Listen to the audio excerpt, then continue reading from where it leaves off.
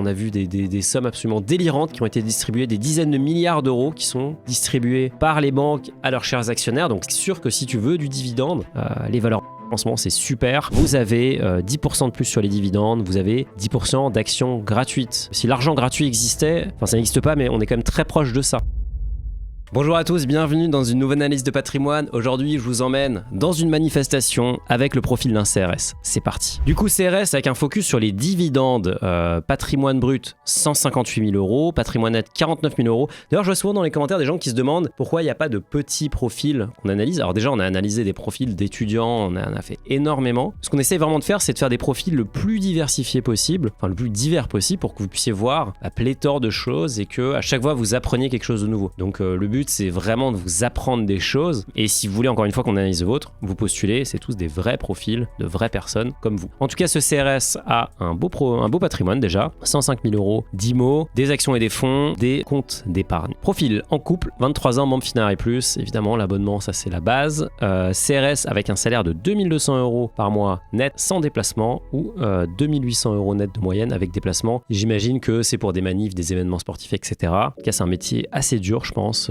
psychologiquement et physiquement. Mais bravo de le faire. Objectif. Mon objectif est de générer 2200 euros de revenus passifs par mois. C'est ambitieux, on va regarder. Stratégie. Alors, ton cash flow. Je vous rappelle que le cash flow, c'est un simulateur. On va vous mettre le lien quelque part ici. Vous pourrez aller construire le vôtre ou vous l'avez directement sur Finari si vous êtes abonné Finari Plus. Comme c'est ton cas d'ailleurs, toi tu l'as directement juste avec tes comptes bancaires qui sont connectés. Donc on voit que tu as du salaire, du loyer parce que tu as un bien locatif a priori et des déplacements. En sortie, tu as des investissements mensuels qui sont assez conséquents, franchement. Tu as un très beau taux d'épargne, 34%, c'est clairement dans la fourchette haute. Tu as un logement. Alors c'est intéressant, tu as un logement, mais c'est en fait le crédit de l'appartement que tu as en bien locatif, j'imagine, et tu as des charges. Bon, on va regarder, mais je suis pas sûr de voir le loyer que tu payes. Peut-être que tu es logé, a priori, je pense que non. Mais en tout cas, voilà, on va regarder ça. La vie quotidienne, 400 euros, ok. Bon, rien à signaler en soi. Les abonnements, rien à signaler non plus. La mutuelle, Spotify, bon, c'est vraiment assez bien réparti. Ce qui est sûr, c'est que tu investis beaucoup, donc ça, c'est vraiment intéressant. J'investis environ 700 euros par mois sur un PEA BNP, environ 500 euros sur des livrets pour projet de construire ma future résidence principale. Ça, c'est vraiment bien parce que la résidence principale, a priori, alors je ne connais pas ton échéance, ça aurait été intéressant de l'avoir, mais si c'est dans les 2-3 prochaines années, le but, c'est vraiment de prendre zéro risque. Donc, on va pas aller au milieu de la mêlée, on va vraiment prendre des actifs qui ont un retour sur investissement, enfin une performance qui est garantie ou en tout cas la plus avec le moins de volatilité possible. Donc le livret A, c'est très bien. Tu pourrais aussi faire du fonds euro, il y a plein d'options. Tu pourrais faire du fonds monétaire aussi. Mais le livret A, franchement, c'est tellement simple. En un clic, c'est fait, on prend 3%. C'est garanti par l'État, donc c'est vraiment pas mal. Il y a un plafond, mais on va regarder si t'es au plafond déjà. Essentiellement du stock picking, mais je m'oriente de plus en plus vers des ETF. Ok, je sais que le dividende ne crée pas de richesse, effectivement, mais j'ai quand même une appétence pour cette récompense qui ne nécessite pas de vendre une action. Pas de souci. On va regarder ça. Je commence à m'intéresser au SCPI, mais les frais me font un peu peur. Bon, ce qui est sûr, c'est que les frais des SCPI, vous pouvez pas les comparer avec les frais d'un ETF. L'ETF, a priori, BlackRock, ils vont pas vérifier si le chauffage a bien été allumé chez Danone. C'est pas du tout la même typologie de stratégie, donc c'est pas comparable. C'est vrai que sur Finari, on va scanner les deux, mais on n'a pas du tout les mêmes référentiels. Donc un bon ETF, un bon fonds pas cher, ça sera pas une bonne SCPI pas chère. C'est un facteur c'est bien plus cher de gérer de la SCPI. Faut encaisser les loyers, faut gérer, faut trouver des locataires, faut faire des financements, etc. Enfin, c'est un métier de gestionnaire d'actifs, tout simplement. Donc oui, les frais sont élevés, il y a des SCPI sans frais d'entrée. J'avais par exemple reçu Gauthier qui a créé Iroko, on va vous mettre le lien ici. Il y a aussi d'autres SCPI comme Novaxian Neo. Bon, vous vous direz dans les commentaires, j'ai oublié les autres, mais il y en a vraiment plein. Remake, que je ne connais pas encore d'ailleurs. Si vous voulez que j'invite le gérant de Remake, dites-le moi dans les commentaires, je serais ravi, il paraît qu'il est talentueux. En tout cas, ces SCPI, elles ont l'avantage de ne pas prendre de frais lorsque tu souscris. Généralement, les frais, c'est plutôt entre 8 et 15% dès la souscription. Donc tu mets 1000 euros et tu as en gros 900 euros de part. Donc forcément, ça fait un peu mal. Et après, il y a les frais qui sont récurrents, donc qui sont pris sur les loyers. Les SCPI qui n'ont pas de frais d'entrée ont des frais sur les loyers qui sont plus élevés que les SCPI qui prennent des frais d'entrée. Donc forcément, comme toujours en finance, on dit il n'y a pas de free lunch, il n'y a rien de gratuit dans la vie. Mais en tout cas, c'est un bon investissement. Attention quand même à choisir les bonnes SCPI, à bien diversifier. Il y a des SCPI qui ont pris des moins 10, moins 15, moins 20% de valeur de la part. Donc c'est pas du tout un actif qui est... c'est pas un fonds euro, quoi. Il n'y a pas de capital garanti garantie du tout. Comment pourrais-je compléter mon patrimoine? Concernant les ETF, mon choix est-il bon? Y a-t-il besoin de prendre un ETF distribuant pour compléter? Alors déjà, c'est quoi un ETF distribuant? Un ETF distribuant, c'est l'inverse d'un ETF qui est capitalisant, c'est-à-dire que l'ETF, mettons qu'il investisse dans le S&P 500, donc il va collecter les dividendes des sociétés du S&P qui versent un fameux dividende. Tous les trimestres, toutes les années, ça dépend de l'ETF, de l'émetteur, du pays, etc. Il va soit verser ce dividende au porteur de parts, soit il va le réinvestir dans le fonds directement. Donc si c'est capitalisant, l'avantage, c'est qu'il n'y a pas de frottement fiscal, vu que vous ne touchez pas de dividende, eh bien vous ne passez pas à la caisse impôt. Alors ça dépend, si vous êtes dans un PEA, vous ne paierez pas d'impôt non plus si c'est distribué. Si c'est distribuant, vous touchez un dividende, vous l'avez sur votre PEA encore, vous l'avez sur votre compte, vous avez des liquidités en plus. C'est bien et c'est pas bien, parce qu'en fait c'est bien, c'est toujours bien d'être payé, hein, c'est très agréable. Mais par contre, vous allez vous retrouver avec 50 € de dividende. Vous allez faire quoi si la valeur de la part c'est 500 €? Vous n'allez pas pouvoir réinvestir tout de suite, donc il va falloir attendre ou remettre du cash. Donc le seul intérêt d'un ETF distribuant, c'est si vraiment vous voulez avoir des liquidités maintenant, si vous voulez avoir des dividendes maintenant. Sinon, vous pouvez très bien prendre des ETF capitalisants et le jour où vous voulez partir à la retraite, le jour où vous voulez avoir des revenus, vous switchez, vous vendez tout, vous repassez 100% sur des ETF distribuants et là vous commencez à encaisser les dividendes. Mais je pense que dans un premier temps, dans la phase de création, d'accumulation de capital, vous savez, il y a deux courbes, il y a accumulation et consommation. Dans la phase d'accumulation, c'est vraiment plus intéressant d'avoir des ETF capitalisants pour éviter tout simplement de devoir gérer quoi que ce soit. Vous profitez des intérêts composés beaucoup plus vite. Il y a beaucoup d'études qui montrent la différence de performance entre quelqu'un qui réinvestit les dividendes et quelqu'un qui ne le fait pas, et le delta il est monstrueux. Donc vraiment, vous voulez être dans l'équipe, je réinvestis les dividendes, et la façon la plus simple de le faire, c'est ETF capitalisant. J'espère avoir été clair. Du coup, ton patrimoine, voilà, ça, on va regarder tout de suite. D'ailleurs, je regarde jamais la courbe vraiment, parce que moi, ce qui m'intéresse, moi, la performance, je la regarde sur 10-15 ans, donc je m'en fiche de savoir si ta performance, elle est bonne ou pas bonne sur un an ou deux, ça ne veut rien dire. Tu es là pour créer un patrimoine long terme, tu as 23 ans, donc tu as la vie devant toi, donc les choix que tu vas faire maintenant, ils vont, les résultats, tu vas les voir d'ici quelques années, donc je pense qu'il ne faut pas du tout s'inquiéter de la performance à court terme. L'important, c'est de choisir vraiment les bons placements. Du coup, tu as ton appartement sur lequel tu es en petite moins-value, mais bon, ça c'est normal a priori, puisque quand on achète un bien, eh bien on a quoi? On a les frais de notaire, etc. qui tombent, et donc toi dans ton cas tu dois être dans ce cas-là aussi. Alors le bien, tu l'as acheté 102 000, évidemment il y a des frais de notaire en plus, et du coup aujourd'hui tu es en moins-value sur l'opération au global de 5 000 €, mais il vaut déjà plus que ce que tu l'as acheté, et ça c'est plutôt une bonne nouvelle. Tu le loues en location nue, alors ça c'est intéressant, je ne suis pas sûr de voir pourquoi. Tu le loues 700 €, tu as quelques frais de la compta, j'imagine, frais de copro, etc.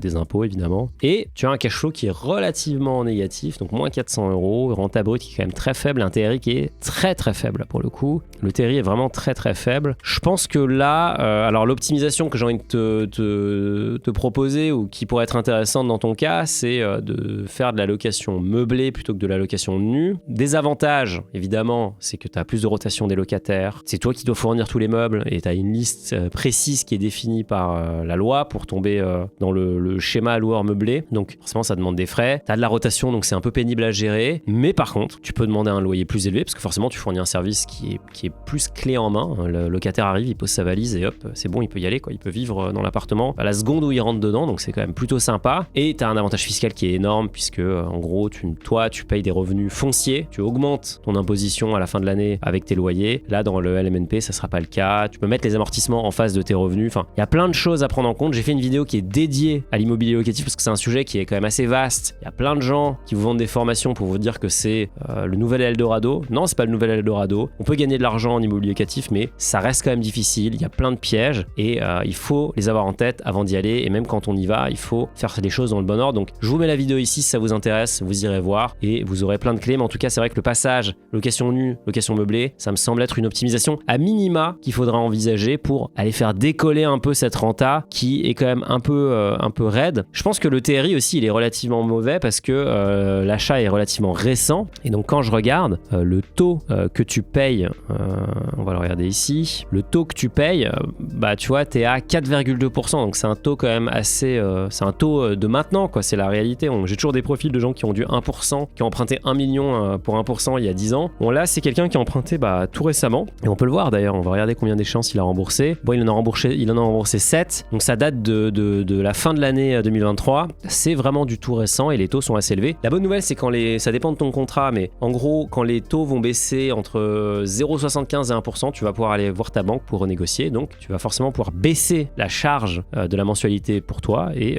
forcément, mécaniquement augmenter ta renta. Mais si tu fais ça et en plus, tu arrives à augmenter le loyer parce que tu passes en meublé, etc., c'est top. Le problème que tu vas avoir, évidemment, c'est que tu as un locataire dedans, j'imagine. Et donc, ça, tu es sur un bail où concrètement, tu ne peux pas du tout faire ce que tu veux. Tu peux le récupérer. Il y a certaines clauses spécifiques, il y a dans certains cas de figure dans lesquels tu peux le récupérer. Mais en tout cas, tout ça, c'est vraiment à étudier de près, à mon avis, si tu veux y aller. Après, une autre option, ça pourrait être aussi de dire que l'immobilier, t'as pas envie de t'emmerder avec et t'as plutôt envie de passer sur des SCPI. Et donc là, tu gères rien. Forcément, tu payes des frais, mais t'as une renta qui est quand même sympa et tu n'as aucun effort à fournir. Et t'es beaucoup plus diversifié parce que tu peux acheter plusieurs SCPI. Elles-mêmes vont investir dans 200-300 biens, donc ça peut être intéressant. Et puis, c'est pas des appartements, ça va être des bureaux, ça va être des entrepôts, ça va être des magasins, etc. Donc, il y a plein de choses qui peuvent être intéressantes là-dedans. Je pense que les frais, le sujet, c'est surtout de trouver la bonne SCPI et pas tant de trouver la SCPI qui prend pas trop de frais. Allez, actions et fonds, plutôt belle perf, là pour le coup, franchement, c'est propre. D'ailleurs, on a fait une petite modification sur la perf, vous l'avez maintenant ici.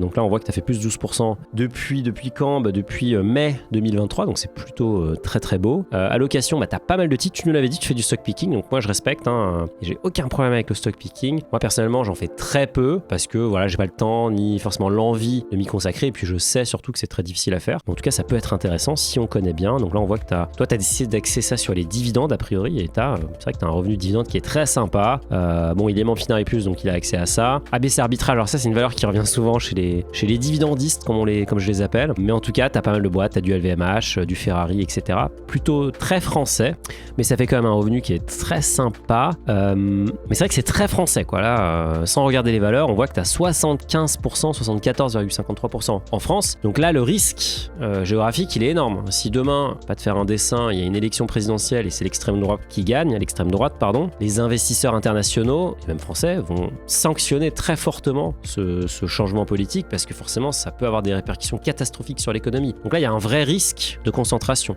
Je pense que la diversification ne ferait pas de mal pour venir un peu réduire ton lien avec la France, qui est un super pays, j'adore la France, mais pas non plus qu'investir dedans. Donc on voit que tu as beaucoup de valeurs déjà. Là, sans regarder, ça me surprendrait pas que tu en aies 40, tu vois, comme un certain indice qu'on aime bien. En tout cas, tu as des belles valeurs. Voilà, tu as du Air Liquide qui est vraiment la valeur du père de famille, je pense, par excellence. Et j'ai trouvé un petit graphique que je trouve vraiment excellent. Donc là, ce qu'on voit, c'est la croissance du revenu d'Air Liquide entre 89 et 2021. Donc voilà, depuis ça a continué, je pense. On voit qu'on est sur un taux de croissance annuel moyen de 6%, que ça soit côté revenu et côté EBIT. Donc c'est une boîte qui génère énormément de cash, puisque là, elle a généré en 2021 4,6 milliards d'euros d'EBIT. Et donc, elle distribue un dividende. Ce qui peut être intéressant, c'est de mettre le titre au nominatif pour profiter des primes de Air Liquide. J'avais fait un sujet d'ailleurs sur ça sur mon Twitter. On va vous mettre le lien de mon Twitter parce que je poste régulièrement des choses, et plus particulièrement, j'avais parlé des primes qu'on peut avoir en tant qu'actionnaire. Donc on peut avoir des caisses de champagne chez LVMH, on peut avoir il y a plein de trucs marrants, on peut se faire inviter à des dégustations chez Ricard. Et je trouve que chez Air Liquide, c'est vraiment sympa parce que en fait, si vous détenez l'action et que vous êtes au nominatif pur, vous avez 10% de plus sur les dividendes, vous avez 10% d'actions gratuites. Donc là, si l'argent gratuit existait, ça n'existe pas, mais on est quand même très proche de ça. Donc si vous croyez en Air Liquide, moi j'ai envie de vous dire, les amis, faites ça et profitez, allez chercher la prime au max. Faut que votre courtier soit compatible, mais généralement ça se fait quand même relativement bien. Voilà, vous avez le nominatif pur ou le nominatif administré. Donc dans ton cas, c'est d'un PEA, donc ça sera nominatif administré. Ça se fait et on voit régulièrement sur Finari, j'ai déjà eu des profils en analyse qui ont exactement ce cas de figure là. Donc ça, c'est vraiment intéressant. Qu'est-ce que tu as d'autre?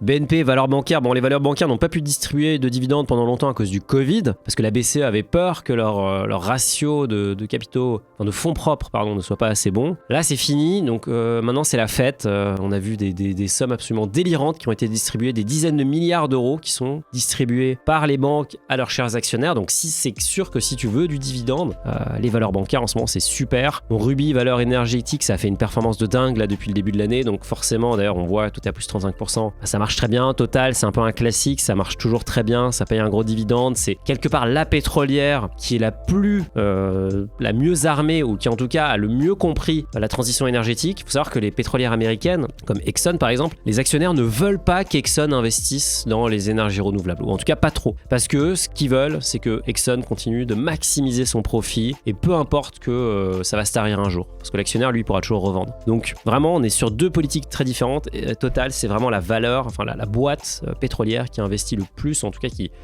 relativement par rapport à son CA, investit énormément dans les énergies renouvelables, donc c'est aussi une valeur intéressante pour ça. Évidemment, elle paye un gros dividende, on ne va pas s'en cacher. T'as quand même du S&P 500 qui te permet d'aller chercher un peu de titres américains dans un PEA, ça c'est plutôt intelligent. Du Crédit Agricole, bon ça c'est valeur bancaire. Stellantis, bon ça c'est une machine à cash absolue, c'est des milliards de profits, je crois qu'on est à 9 milliards de profits l'année dernière, donc il y a eu un bonus de 30 millions d'euros pour le patron Carlos Tavares. C'est vraiment une très belle boîte, franchement c'est une masterclass de retournement Stellantis, c'est vraiment une très belle réussite. LVMH, bon là c'est l'ETF luxe, franchement c'est 40 marques, vous investissez dans l'horlogerie, la maroquinerie, les spiritueux, vous avez vraiment le prêt-à-porter, la mode, bref vous avez un ETF luxe littéralement qui est géré par probablement un des meilleurs entrepreneurs français, donc c'est une très très belle valeur aussi. Ferrari, très belle valeur, l'IPO a été vraiment exceptionnel, le titre a explosé, c'est vraiment quasiment une valeur tech quand on regarde ça, parce que Ferrari, il faut savoir que le carnet de commandes il est plein jusqu'en 2026 de mémoire. On est vraiment sur une boîte qui peut augmenter les prix de façon complètement discrétionnaire et les clients achèteront toujours plus. Et en parallèle, vous avez l'écurie de Formule 1 qui leur fait une pub énorme et vous avez le produit le plus exclusif du monde. Vous allez partout dans le monde, les gens savent ce qu'est Ferrari, la marque est de plus en plus connue, donc de plus en plus désirable. C'est vraiment la plus belle marque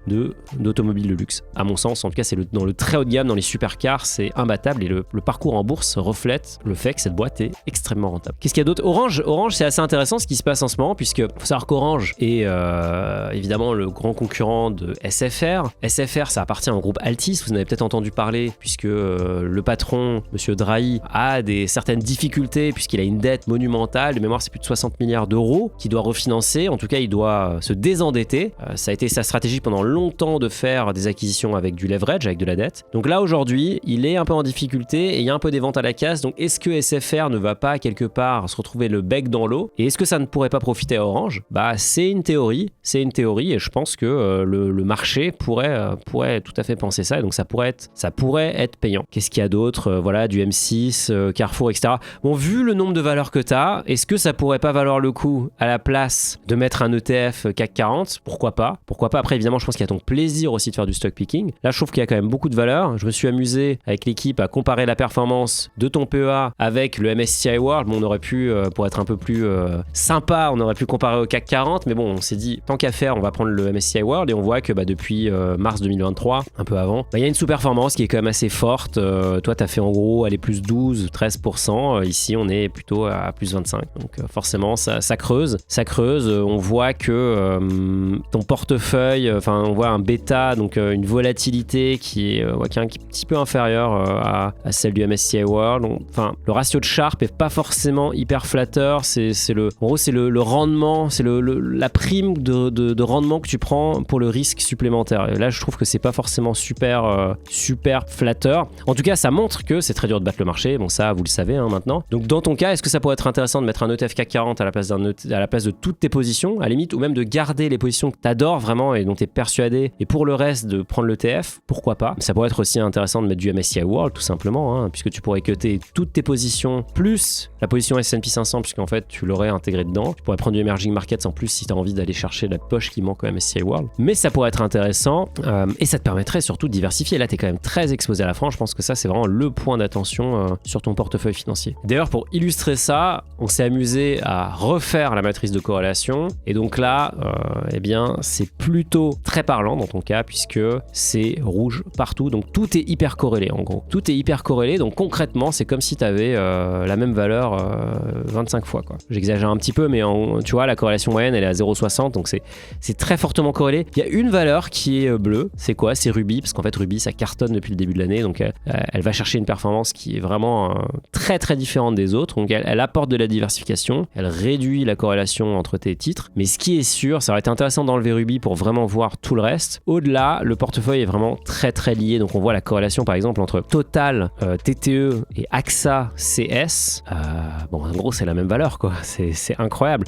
Qu'est-ce qu'on a d'autre? On a, alors ça je dirais que c'est Coface, ouais, c'est la Coface, Coface et aussi AXA, pareil, c'est quasiment la même chose. Bon, c'est normal, pour le coup le business est quand même assez proche. BNP et tiens, ça serait marrant de regarder avec le Crédit Agricole. Où est-ce qu'il est le Crédit Agricole? C'est ACA. BNP Crédit Agricole, 0,94 de corrélation normale de valeur bancaire. Franchement, c'est très dur de différencier les deux. Donc là, on est sur un portefeuille qui est extrêmement diversifié en nombre de positions, mais extrêmement corrélé. Et du coup, c'est quoi la conclusion de ça? Donc on a fait un nouveau graphique qu'on vous sort du chapeau, qui est assez cool. En fait, ce qu'on montre ici, c'est que la corrélation, enfin la diversification du nombre de positions, donc c'est l'axe des abscisses, elle est uniquement valable si vous avez une corrélation relativement faible entre vos positions. Donc ici, dans ton cas, toi tu as une corrélation qui est très élevée, tu as beaucoup de positions, mais tu as une corrélation qui est très élevée. Donc tu es dans ce cas-là ici. Et donc, qu'est-ce que ça veut dire? C'est-à-dire que ta probabilité de perte sur un an, elle est extrêmement élevée. Donc là, toi, dans ton cas, alors on n'a pas fait le calcul exact, mais en gros, tu vois, tu devrais être entre moins 30 et moins 40% de perte potentielle sur un an. Si à l'inverse, tu as énormément de positions et tu as une corrélation qui est quasi nulle, zéro, là c'est parfait en fait. Tu as vraiment réduit ton potentiel de perte.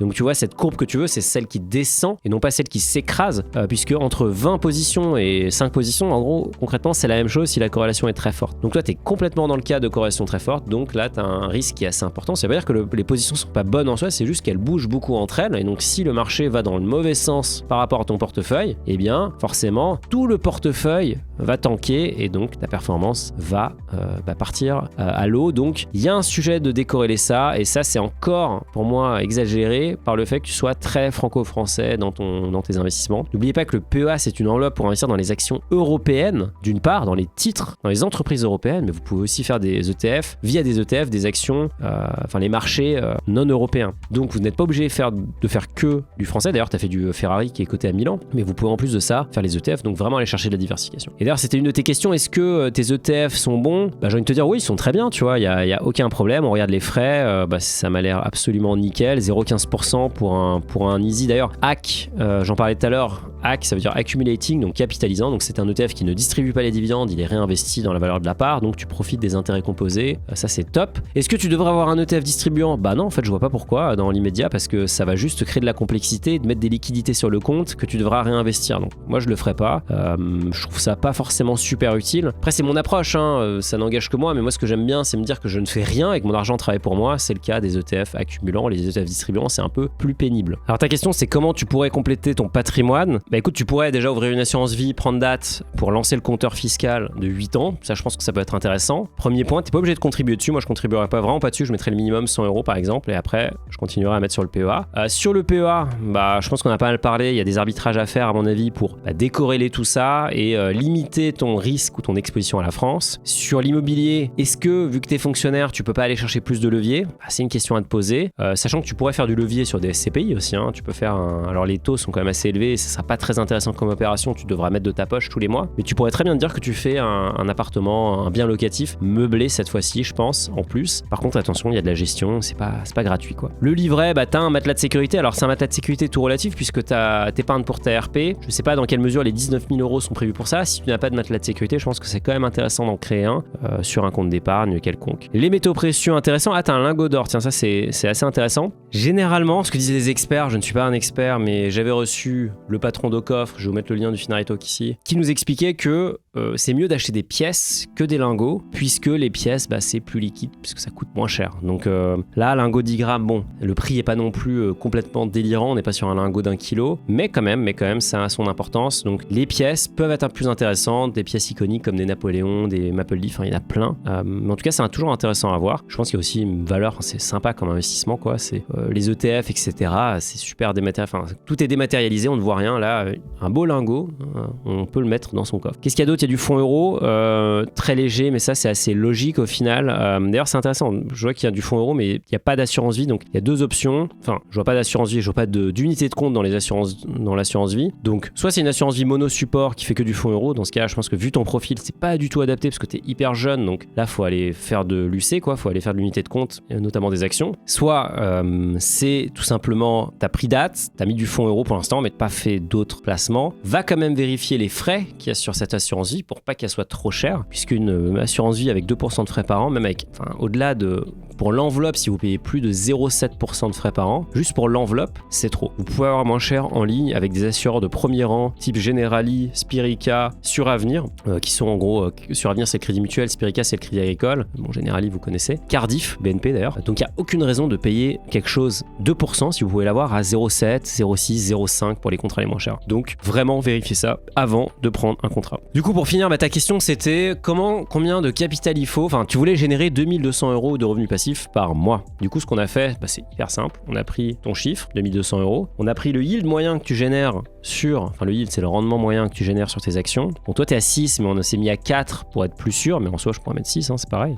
Non c'est pas pareil tu vois, mais pour l'exercice qui est très simple. Ensuite on est parti du principe que tu paierais la flat tax, mais c'est pas exactement le cas parce que tu seras dans un PEA à mon avis, et donc tu paieras moins, ou alors tu pourrais être dans une assurance vie aussi, mais pour simplifier on a dit flat tax, compte titre, comme ça c'est très facile à comprendre. Du coup pour toucher 2200 € de dividendes net par mois, il faut, avec un taux de rendement qui est quand même énorme, 6%, c'est pas du tout, c'est pas rien, il faut 628 000 €. Si je te dis, allez, on va dire le taux, la moyenne des indices, typiquement le S&P 500 de mémoire, on est à 2%, on est à entre 1,5 et 2% de dividend yield. Allez, on va dire, si tu prends juste 2%, c'est plus du tout la même histoire, forcément, il faut beaucoup plus. Mais bon, après, tu peux jouer avec ça. Clairement, si tu prends plutôt des valeurs à dividendes comme du Total, du Air Liquide, tu peux même prendre des ETF maintenant qui s'appellent des dividendes aristocrates, dividend kings, enfin, il y en a plein. Il y a BlackRock qui a fait des dividendes qui vont chercher spécifiquement les valeurs qui veulent des dividendes. Il y a plein de gérants, plein d'émetteurs qui font ça, Invesco qui a fait ça aussi, BNP. Il y a tout un tas de dividendes qui sont spécialisés là-dessus, enfin d'ETF qui sont spécialisés sur le dividende. Ça pourrait être intéressant aussi pour toi de regarder ça. Ce qui est sûr, c'est que forcément, ça demande un capital quand même très important,